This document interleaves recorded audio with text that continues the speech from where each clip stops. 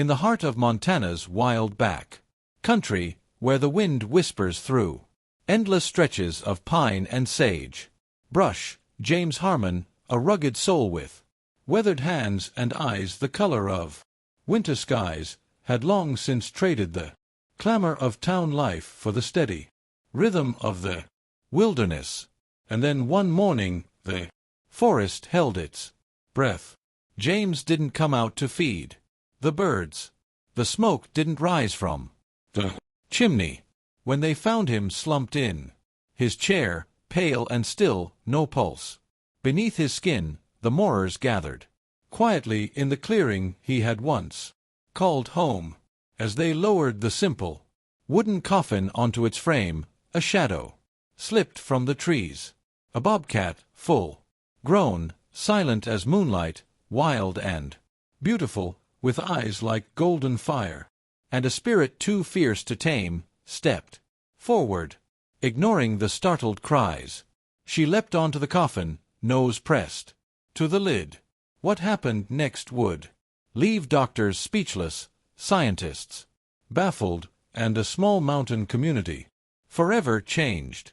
Some called it a miracle, others a mystery of nature. But one question lingered in every mind. What compels a wild creature to guard a coffin as if it were sacred?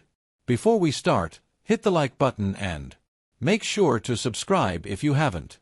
And hit that notification bell so that you won't miss any new stories. The first snow of winter dusted the pines surrounding James Harmon's cabin in the foothills of the Bitterroot Mountains. At 65, his weathered hands showed the marks of a lifetime spent outdoors, nurturing creatures that most people feared or misunderstood. The wooden cabin nestled on 20 acres of Montana wilderness had become a sanctuary not just for him, but for countless injured and orphaned animals over the decades. On this particular morning, James moved more slowly than usual as he prepared his coffee. His joints ached with the approaching storm, but the pain didn't stop him from his daily ritual. He wrapped a worn flannel jacket around his lean frame and stepped onto the porch, scanning the terrain for movement. A smile creased his face when he spotted a familiar silhouette perched on a boulder at the edge of the clearing. "Morning, Sage," he called softly, his breath visible in the cold. "Breakfast time, girl." The bobcat's tufted ears twitched at the sound of his voice. She was nearly 7 years old now. A miracle, considering she wasn't supposed to have survived her first night under his care. Her tawny coat, marked with distinctive black spots and stripes, blended perfectly with the forest backdrop, but her amber eyes remained fixed on James. With practiced patience, he set a ceramic bowl on the edge of the porch and retreated inside. Through the window he watched as Sage approached cautiously, her powerful muscles moving with fluid grace beneath her fur. Despite their years together, she maintained a wild dignity that James respected. He never attempted to domesticate her, understanding that her spirit belonged to these mountains. As he watched her eat, James' mind drifted back to the night Sage came into his life. 7 years earlier, a late spring blizzard had whipped through the valley, catching many creatures unprepared. James had just finished securing his chicken coop when his old truck's headlights caught a figure stumbling along the roadside. Frank Decker, the county game warden and one of the few people James considered a friend. "Frank, what brings you out in this mess?" James called over the howling wind, ushering the man inside. Frank's uniform was soaked through, and his face wore the grim expression James recognized from years of similar visits. In his gloved hands, he cradled a small bundle wrapped in a thermal blanket. "Mountain lion hunters found her about an hour ago," Frank explained once. Inside, gently placing the bundle on James' kitchen table. Mother was hit by a truck, probably. Trying to relocate her den because of the storm. She didn't make it, and this little one was still trying to nurse. When they found her, James carefully peeled back the blanket to reveal a tiny bobcat kitten no bigger than his palm. Her eyes were still sealed shut, and her spotted fur was matted with dirt and bits of snow. She made small, pitiful sounds that tightened James's chest. "She's only days old, James," Frank said quietly. "I called Dr. Russo, but she says without the mother." He left the sentence unfinished. Dr. Elena Russo was the only wildlife veterinarian within a 100 miles, and James had worked with her on dozens of rehabilitations. If she thought the situation was hopeless, most people would have accepted her judgment. But James Harmon wasn't most people. "Let me have the night with her," he said firmly, already moving to prepare a makeshift incubator from a cardboard box and hot water bottles. Frank hesitated. "You know the policy on predators, especially cats, and she's so young. She'd need round-the-clock care for weeks, maybe months. Even then, the chances of her surviving without imprinting are slim to none."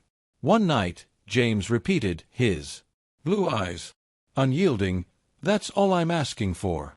After Frank left, promising to return in the morning, James settled in for what would become the longest night of his life. Every hour, he carefully fed the kitten a special formula using a small syringe, cleaned her tiny body with warm cloths to stimulate her circulation, and held her against his chest to maintain her body temperature.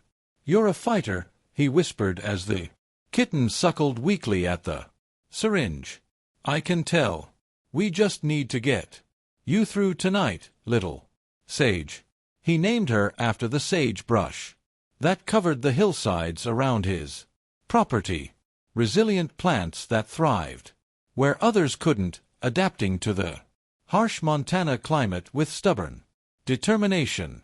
When morning came, Frank returned with Dr. Russo, whose skepticism was evident in the tight line of her mouth. "Need someone to believe in them when nobody else will. James, you know better than this," she scolded, though there was compassion in her dark eyes. "Even if she survives infancy, what then? Can't be released if she's hand-reared from this age, and keeping her as a pet is both illegal and cruel." "I'm not planning on keeping her as a pet," James replied calmly. "Just giving her a fighting chance." Elena examined the kitten, her professional demeanor softening slightly when she noted the improved vitals. "She's still severely dehydrated, and there could be internal injuries we can't see. The prognosis is guarded at best, but not hopeless," James pressed. After a long pause, Elena sighed. "I'll give you some specialized formula and show you the proper feeding technique." But James, her voice grew stern. "You need to be prepared for the likelihood that she won't make it. And if by some miracle she does, you need a plan for her future." James nodded, relief washing over him. "I always have a plan, Elena. You know that." What James didn't tell them was that he'd already decided if Sage survived, he would dedicate himself to raising her with as little human interference as possible. His property bordered national forest land, creating a natural corridor for wildlife. He would build her a separate shelter, gradually decrease their interactions as she matured, and give her the freedom to come and go as she pleased. It wasn't conventional rehabilitation, but James had never been one to follow conventional wisdom. The first week was the hardest. Sage required feeding every 2 hours, and there were nights when James feared she wouldn't make it until morning. Her tiny body fought infections. Her sealed eyes threatened to develop ulcers, and her digestive system struggled to process even the specialized formula. But James persisted, falling into an exhausting routine that revolved entirely around the kitten's needs. He spoke to her constantly in a low, soothing voice, telling her stories about the mountains and forests that would one day be her domain. "Your ancestors have lived in these parts for thousands of years," he murmured as he massaged her belly to help with digestion. "They're survivors just like you're going to be." Slowly, incredibly, Sage began to improve. Her eyes opened after 12 days. Vibrant amber orbs that fixed on James with startling intensity. By the 3rd week, she was moving around her incubator with growing confidence, and her appetite had become voracious. Frank visited regularly, bringing supplies and updates from Elena, who grudgingly admitted that James' dedication might actually save the Bobcat kitten. "You've always had a way with the wild ones," Frank remarked one evening, watching as Sage batted at James' fingers with surprising strength. For her size, James shrugged. "They just